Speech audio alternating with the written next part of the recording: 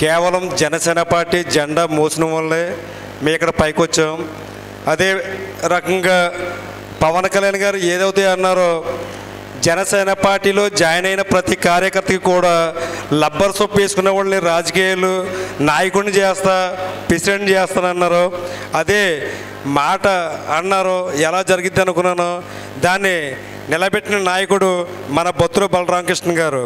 ఎందుకంటే నాకు సీతానగరం గ్రామంలో సొసైటీ చైర్మన్ పోటీపడి 10 లక్షలు ఇస్తారంటే, లేదు మట్ట వెంకటేశ్వరరావుకి ఇవ్వకపోతే 70 కోట్లు ఖర్చు పెట్టి నేను రాజీనామా చేస్తాను తప్ప మట్ట వెంకటేశ్వరరావుకి సొసైటీ చైర్మన్ ఇవ్వాలని చెప్పేసి పట్టుబడిన నాయకుడు మన బలరామకృష్ణ గారు.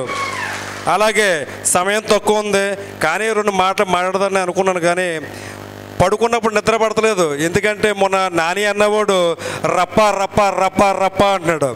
కానీ నువ్వు చీకట్లో కన్ను కొట్టే సమయంలో మా జనసేన పార్టీ నాయకులు జెండా ఊపితే ఆ గాలి కొట్టిపోయే పార్టీ మీది. మా పార్టీని ఎప్పుడు కూడా తప్పుడుగా మాట్లాడవద్దని మా జన సైనికులు అందరి ముందు కూడా నేను మాట్లాడుతున్నాను. ఇటువంటి మాటలకి ఎప్పుడు మాట్లాడకండి. జై జనసేన, జై పవన్ కళ్యాణ్, జై బొత్తుల.